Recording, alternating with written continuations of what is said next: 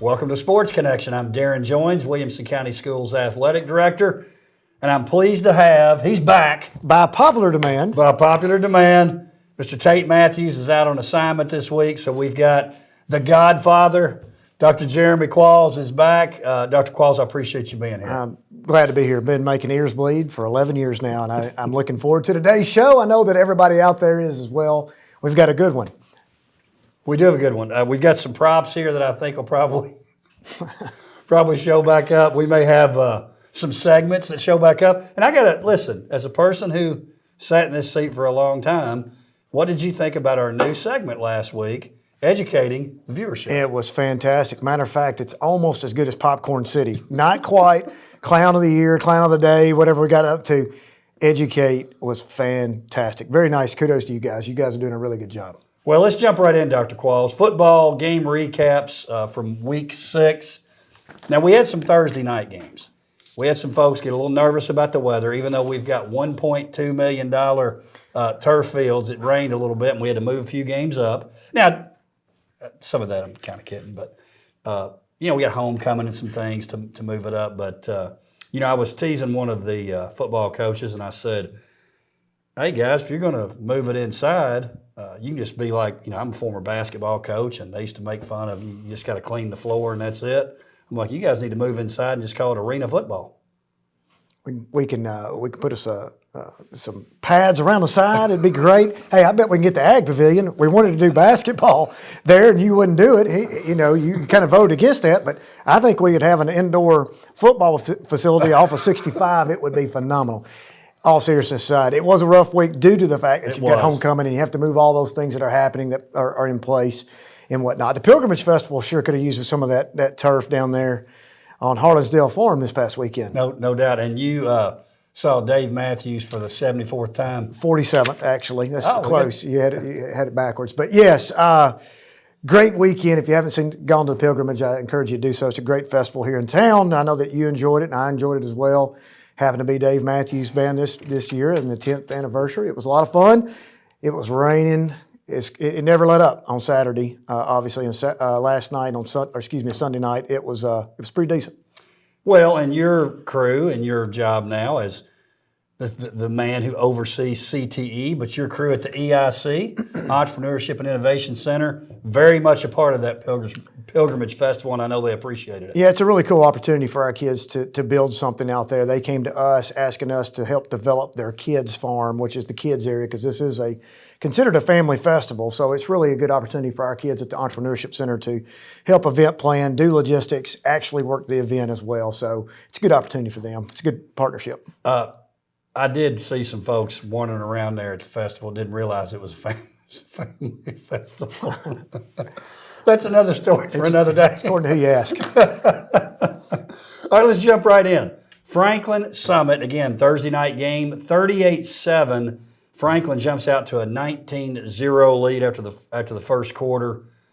They just roll, and I'm telling you, Dr. Qualls, they're in the conversation for top 2 in the region now. Yeah, you think about the job that's being done at Franklin right now. It was a matter of time. We always talk about the ebb and flow of public schools. They were in a lean couple of years coming in. It was just a matter of time before the upswing. They're now capturing that. You still have to go out. You still have to coach. You still have to get that culture right. And right now, they are in a really good position in the region. Look at what Brewer Wilson did, 13-21, 258 yards, 5 touchdowns. Gacka's out there. He's like the 12th Gacka. I don't know if he's the last one. I know they watch the show, and I like his daddy a lot. But Matt Gacka was back in our day, back in my day. But anyway, they're doing a really, really good job. It seems the mojo is back.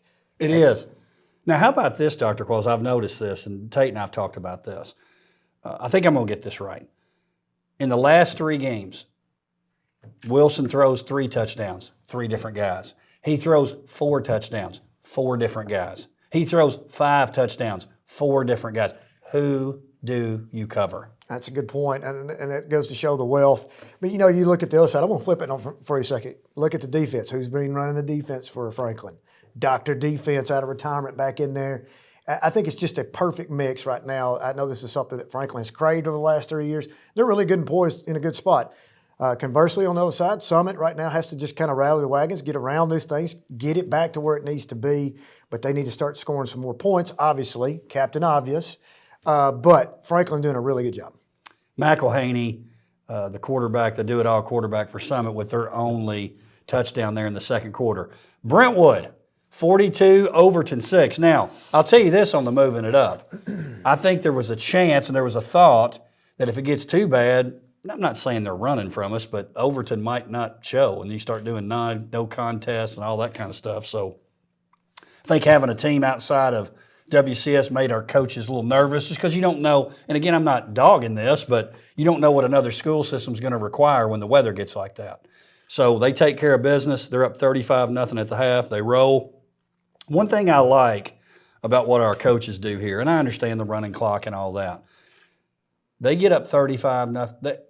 Usually the second half, it's calmed down. They're not just trying to score 95 points on somebody. So I give Coach Finch and his staff credit for that. J.C. White, 96 passing yards, 2 touchdowns. He also had 6 carries, 45 yards and a touchdown. And then the super senior, Gavin Nelson, with a rushing and receiving touchdown for Brentwood, Dr. Qualls. Well, there's 2 thoughts. One, you want to get your younger guys in, get them some reps.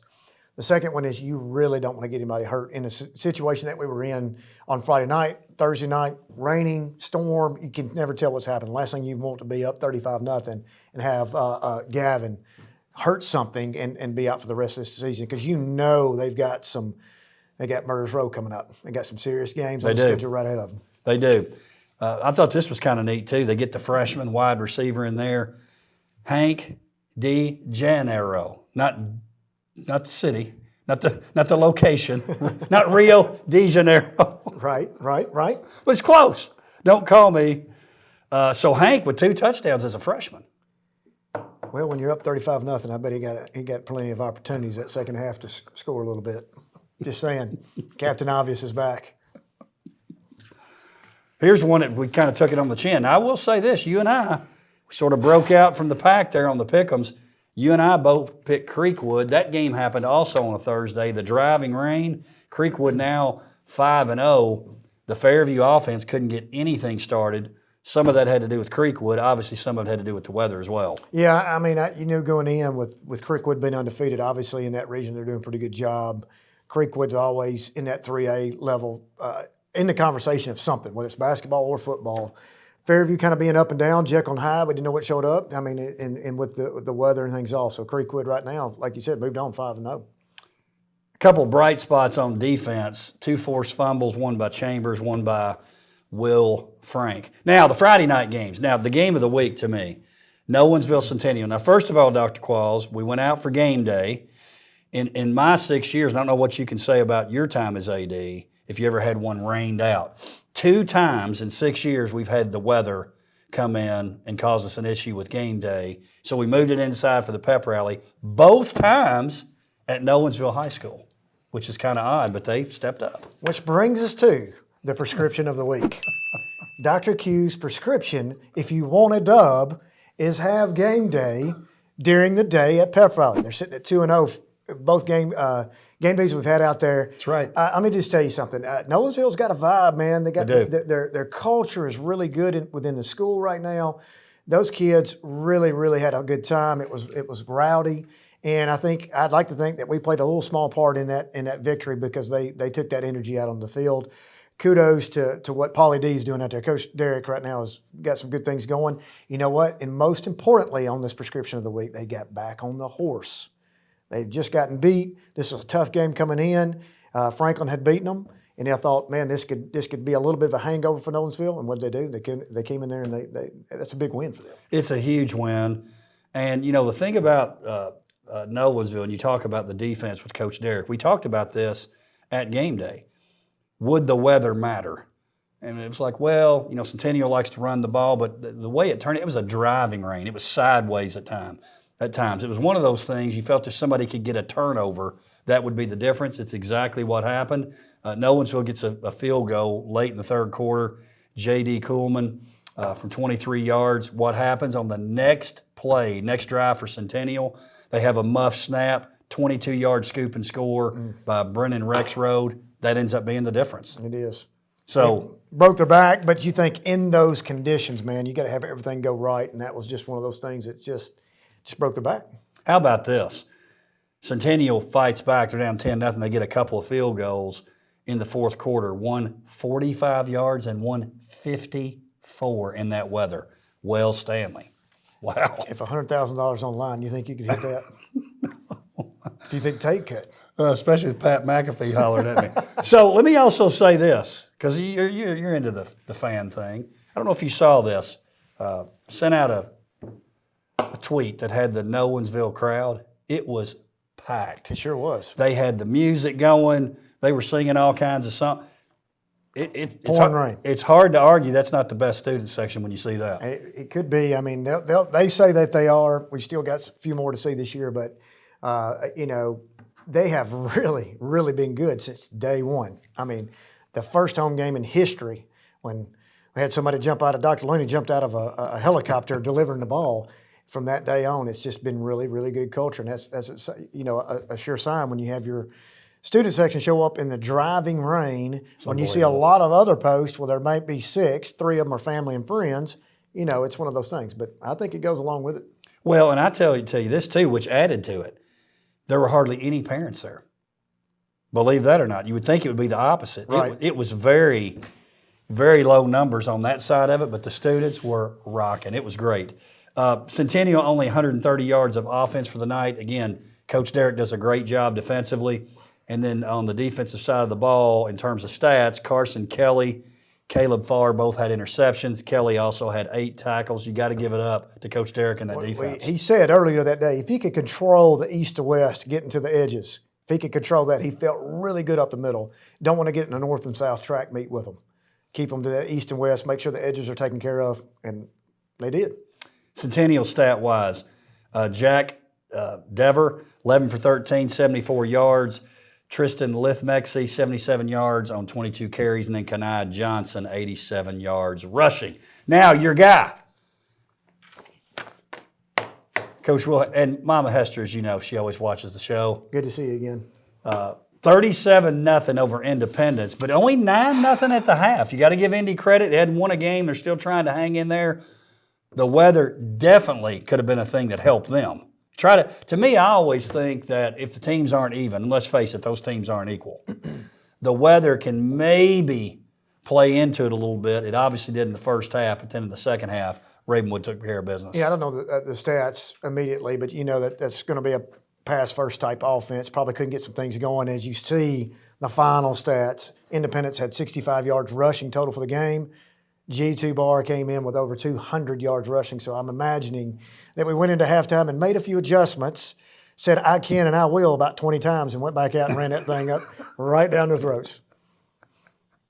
Caden Pace led the way, 8 carries, 118 yards, touchdown, and Davis Dolan with 53 yards rushing and 2 touchdowns. I can, I will, and we did. And he did.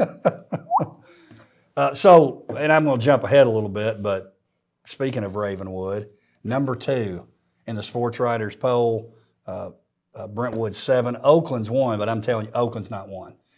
We fixing to find out. We're going to. We fixing to find out. It ain't too hard to find. We're going to beat them twice. We're going to beat them regular season. That's a bold statement. And I hope I agree with you. Hey, you think about this. That's my prescription. That's his prescription. He's putting it down. Now listen to me. It's one of those things, man. I've been thinking about this a lot. Whoever loses this game, it's a whole lot easier to settle your kids going into that state championship game. Now, that's assuming a lot that they both get back there. But you think how easier it is to sell as the hunter versus the hunted, right? I mean, they have beaten you. You got to think that this is probably going to be a close game now. If it's any indication like the Alcoa game, you run it down the throat, game over. Thanks for coming. Collect your check. Now, if it's close, it's going to be interesting, Coach Jones. That's going to be an unbelievable state championship game if the chips fall that way. And there's a lot of games. Right now, Coach Hester's probably want to reach through and knock me out. But I'm just saying, let's play hypotheticals and look forward. If that is the matchup, this is by far going to be the best game in the state, period. Battle of the Woods would be second just because it is what it is. But you think about this game coming in, the implications of it. Well, I'm looking forward a couple of weeks down the line, them locking horns. And really, Ravenwood, kind of like Page, hadn't been tested. And speaking of Page, 62-0 over Glencliff. They are ranked 1 in the 5A poll. Centennial 10th, even Where's after that Glencliff loss. ranked? Which Which brings us, intern Will, to the first rest in peace of the day. Now, it is October. Halloween is upon us, my friend. I should have put Tate's name on this because he's not with us today, but instead it will be the Glencliff Ponies. They are struggling right now to score points, and to get beat 62-0.5 is pretty rough. Well, so 6 straight shutouts now for Page, Dr. Qualls. At the end, I don't even know how this is possible, by the way. It's pretty. At the end of the first quarter, it was 43-0. Yeah, Coach Bone he wasn't playing freshman. He was making his point. Now, I love what they're doing. I know we're going to talk about Ains. I know we're going to talk about our boy Dukes of Hazzard. We're going to talk about all of them. The quarterback that plays the Weebush. Thank you, Weebush.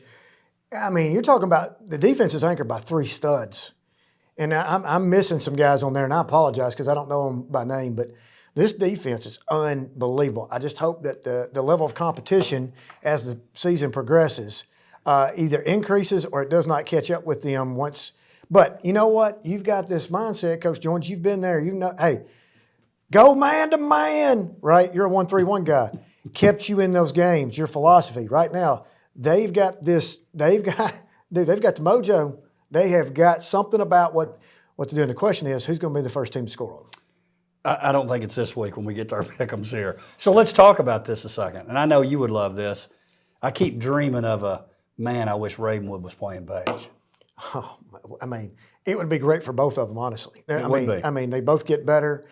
Whoever loses, you lose to the top-ranked team in each of the classifications. Who cares? It doesn't have any regional implications. As long as nobody got hurt, it gets you better for deeper in the playoffs. That would be an awesome. I go back to 2015-16, the Blade Runner, the Visor, both undefeated, both state champions. We could have played that game postseason and had a fundraiser good enough to float the whole year. I mean, we could have played that in Vanderbilt and had more people than they had. But this would be that matchup this year, I believe. Well, and speaking of that, I think we've got a chance to duplicate that. Both state champions, 5A, 6A. I don't know why. Somebody had we got a shot. Definitely, I think so. We got a shot. Hey, and speaking of that Page defense, I know this is one of your favorite segments. This brings us to the gem of the week.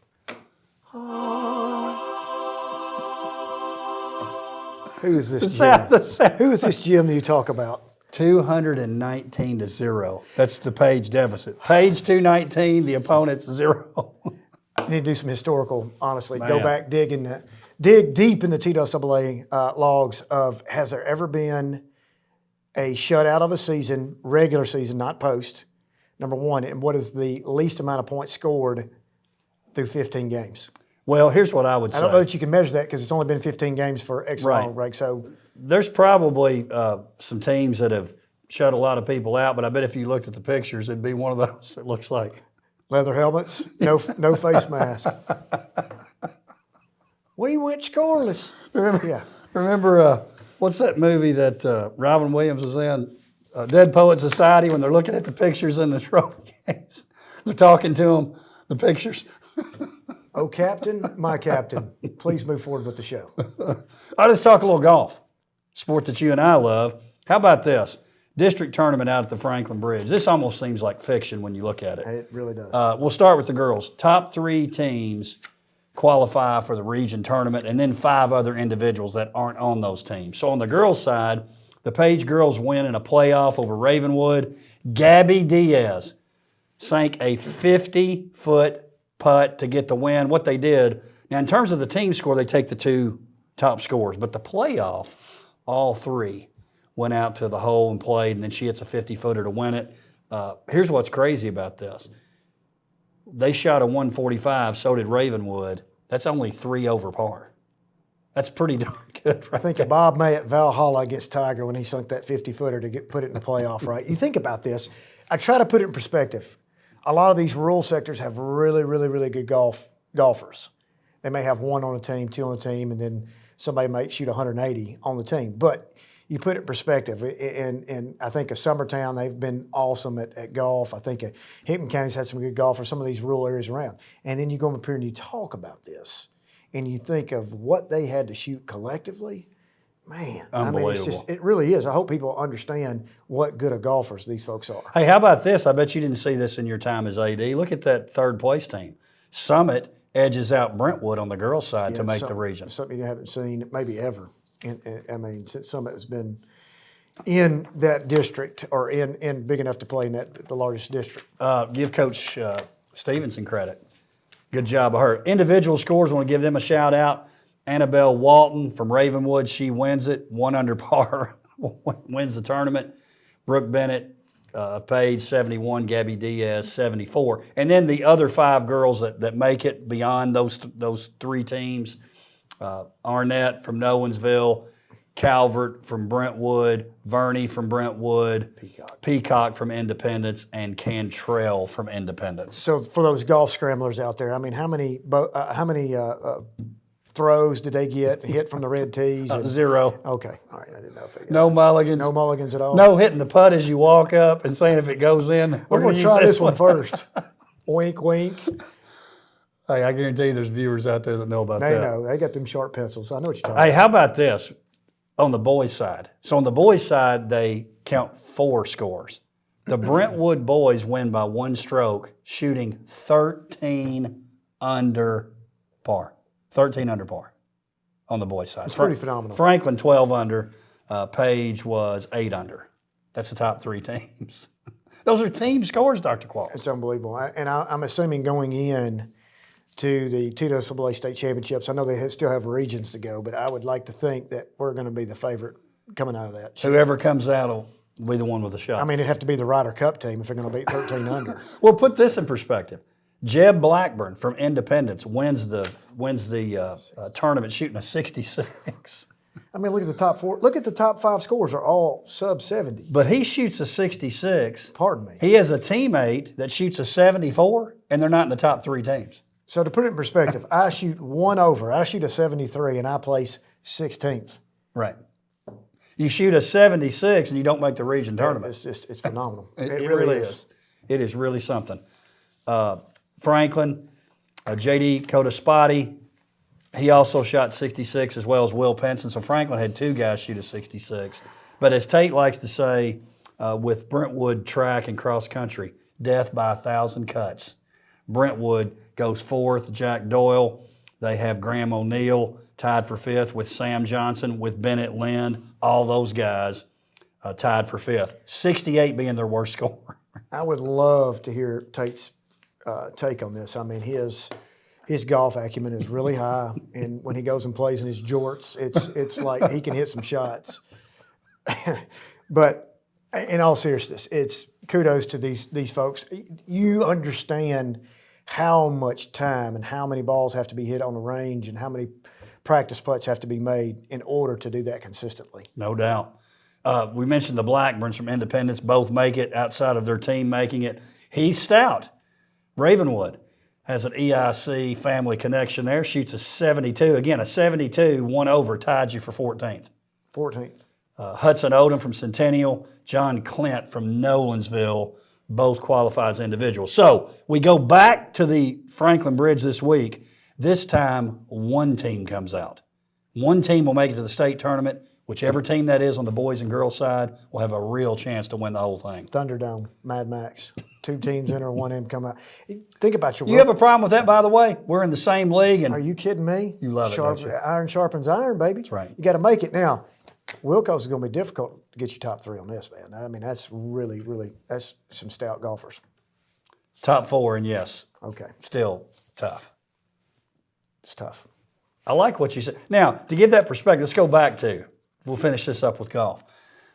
And people, they might go, there's no way, but out in Hickman County, a lot of kids go play at Freed Hardman. Good golfers there. We've had a lot of Didn't you say that winning golfer shot a 74 that won the region? I think the last one that won the region is 73, 74, 75 in that range. Yep.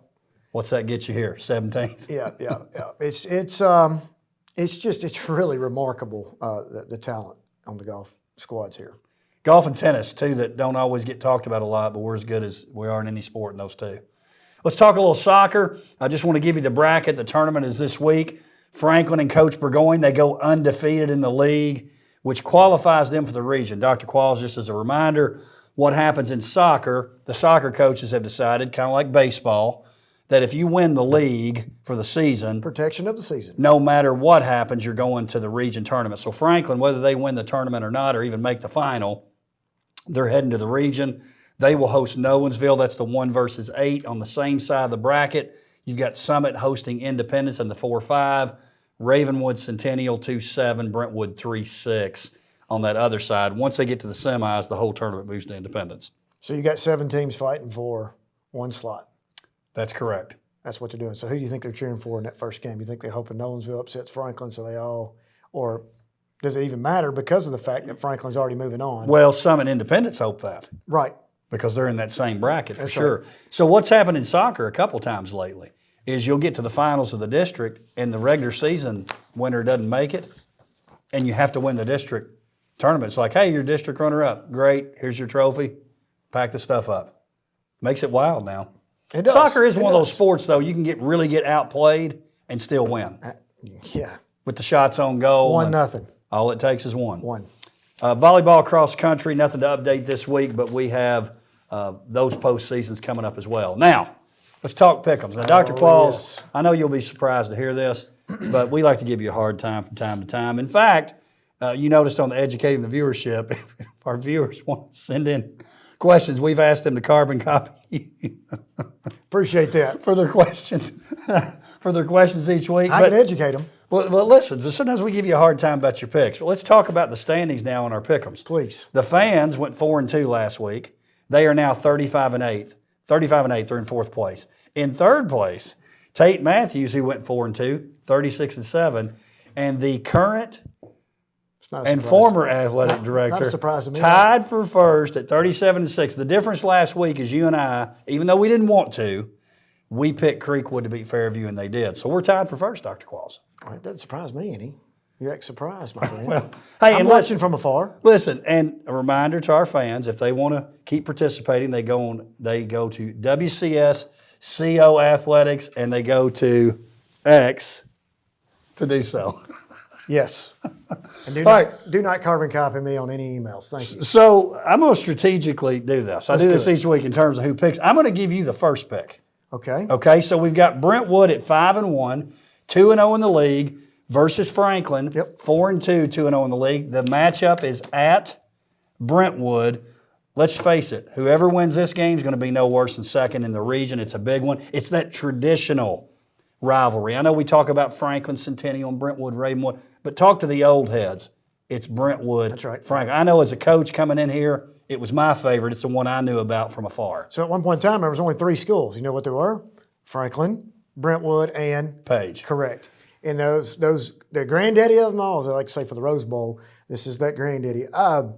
It's at Brentwood. The pundits, chief pundit, the pundit corner, he likes Brentwood -4. And I have to agree with him. I think Brentwood is going to be a little bit more seasoned. I still feel Franklin's trying to find their legs under them. They found them. You know, it's kind of up and down right now, which comes with that winning culture of trying to flip things, but I'm going to stick with Brentwood on this one. Not so fast, my Oh, friend. he's pumping the brakes. We're going to pump the brakes on it. Listen, the folks at Franklin gave me a hard time beginning of the year. I didn't pick them a couple of games. They've got a whole crew that watches the show. It's not the reason I'm doing it. I feel like this Franklin team's got it rolling. We're going to go back in time when Franklin used to dominate this rivalry. They won't dominate this game, but I'm going with the Admirals. It's been fortunate playing with you tonight. So, Bottom of the ocean. there's a chance for. No chance, but that's good. I'm just saying, I'm just gonna one of separate- us could be solo first. I will be first starting next week. Next. All right, next one. This was my pick first. It's a pretty easy one. Centennial at Glencliff. Centennial rolls. Intern will. Cue the music. Popcorn City, halftime, book it. Now here's the deal. Pundits got Centennial as a 42-point favorite. I don't think they cover. I think they'll cover. I think they'll beat them as bad as they want, but I don't know that they get to 42. I have to look at the weather a little bit. I don't know. But Centennial rolls big in this one. They'll be smarting from that Nolensville loss. That's a good point. The Ponies. All right, next pick. This is you. Fairview. It's a non-region game at Montgomery Central. Montgomery Central broke a 20-game losing streak by beating Whites Creek last week 8-0. Yippee. Did they get 2 in a row? No, they do not. No, they do not. The Jackets have been up and down. They're at 500 right now at 3-3. Coach Hughes gets back on the horse on this week, and they destroy Montgomery Central. Totally agree. I'm going Fairview. All right, Independence 0-6, 0-2 at Overton, 2-4, 0-2. If you look at that Independent schedule, I think they're going to win 3 games So the pundit here at the end. They're going to win 3 of their next 4. This is a tough one. The fans, the people in Vegas are like, whoa, hey, Indy 16-point favorites. So they have to. It's one of those things where you have to sit there and think, can Overton? I think Independence wins the game. Independence gets their first win. Can they beat them by 16? I don't know that. The pundits got this one kind of on the edge, but I think at least by 2 touchdowns, Indy rolls on this. So we straight pick Independence, both of us. Yeah. They win by 3 touchdowns. You think so? So I do. they cover. I do, no doubt about it. Okay. So we both got Indy. Now this one's your pick. Nolensville 4-2, 2-0 at Hillsboro 4-2, 1-0 in the region. Now Hillsboro defeated the school formerly known as Hillwood 10-9 last week. Barn burner. Yeah, total barn burner. Hillsboro, great brand name. Team hadn't been quite. Nolensville, 24-point favorites. Got to cover that. They definitely win straight up. I think they come in under the pundits' number, but I definitely think they roll Hillsboro. Agree and agree. Nolensville takes care of business. Page at James Lawson.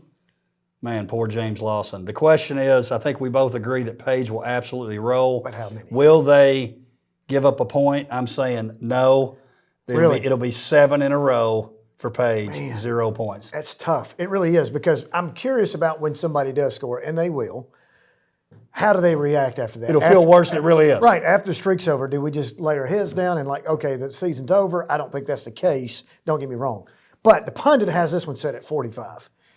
They got to cover 45. Obviously, I said they would not cover Glencliff, and they, 62-0.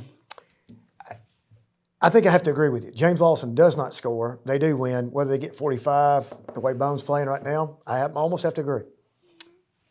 Page, obviously, yes, it'll be more than 45. Here's the thing, too, with them. I think when Page ends up giving up points, it'll be something like pick 6 or fumble deep in their own territory. It won't be. Yeah, it won't be from the defensive side of the ball. I mean, it won't be like a drive. Right. Unless it's one of those better teams later. Right. All right, final pick. This one's yours.